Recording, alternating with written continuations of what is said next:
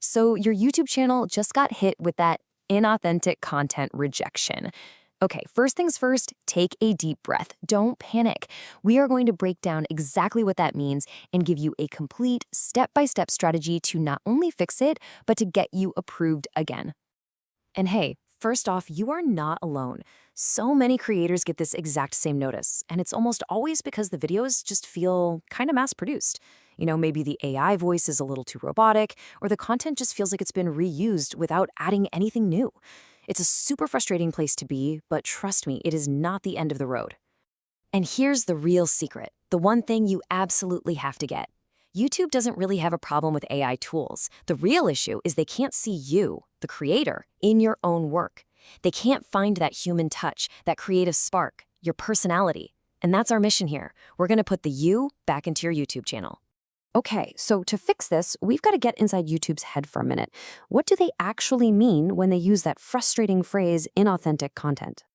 Basically, from their perspective, it's anything that feels like a robot made it. If a human reviewer is looking at your channel and can't find any clear signs of your creativity, your unique ideas, or your personal narration, it starts to look less like a passion project and more like an automated content factory. And if you look at the usual suspects, you start to see a pattern, right? Using a generic AI voice without any other human element, that's a big one. Just grabbing content from other channels without really changing it, yep, that's another. And those videos that are just auto-generated slideshows with some stock music? A classic trigger. Sound familiar?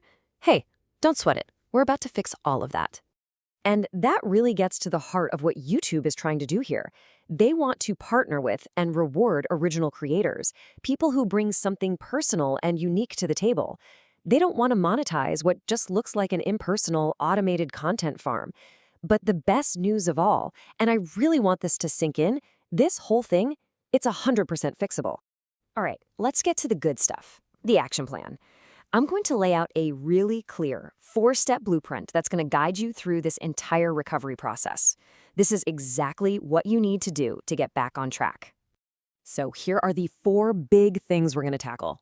First, we're going to cover how to show your presence. Second, adding that original commentary. Third, rethinking your video structure. And finally, building a brand new portfolio of strong, undeniable videos. Let's dive into each one. All right, step 1. And honestly, this is probably the most important one of all. You have to prove that a real thinking, creating person is actually making these videos. So how do you actually do that? Well, it's way easier than you think. You can start by just using your own voice for the narration. You don't even need a fancy microphone. Or maybe appear on camera, even for just a few seconds at the beginning. You could do a screen recording where you're explaining something, or even just show a quick clip of your editing process. Anything that proves a human is at the controls. Okay, moving on to step 2. Now that they can see or hear you, it's time to pump up the content itself with your own unique personality and input. This is where you really start to shine as a creator. I mean, think about it. Why should someone watch your video on this topic instead of someone else's? Don't just show clips or list off facts. Explain them. Share your own unique insights, your opinions. Teach the viewers something they didn't know before they clicked your video. Your voice and your ideas are what turn generic info into truly authentic content. Okay, step 3 is all about structure. And trust me, the way you build your videos sends a huge signal to that YouTube review team about the effort you're putting in. See, a well-put-together video just screams a real person made this. Every single video you make from here on out should have these 3 simple parts: a clear hook that grabs their attention, a detailed explanation where you share your knowledge, and a valuable conclusion that ties it all together. This formula shows any reviewer that your content is educational and crafted with care, not just a bunch of automated slides. And that brings us to step 4. This is the last crucial piece of the puzzle before you even think about hitting that reapply button. This is all about building a new body of work. Look, you've got to prove this isn't just a temporary fix. Your goal is to upload 8 to 12 new, strong videos that follow all of these new rules. Try to make each one at least 8 minutes long, and double-check that every single one has your voice, your original explanation, and shows clear signs of human editing. This builds a mountain of evidence that just screams authentic creator.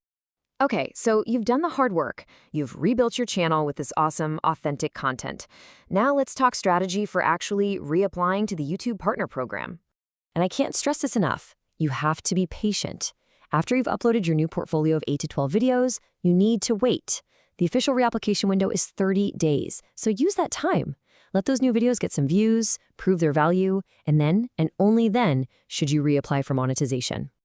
Just imagine a real person at YouTube looking at your channel with a checklist. First, they're going to look at your most recent videos. Then, they're going to look for that clear creator presence, your voice, your screen, maybe your face. And finally, they'll check for that original commentary we talked about. If your new content clearly ticks all of these boxes, getting approved is so much easier. All right, before we wrap up, I want to leave you with a super simple rule. Think of it like your new creator mantra, something to keep you on the right track for good. Remember this: one niche, one format, one identity. Keeping that focus is your best defense against ever having this problem again.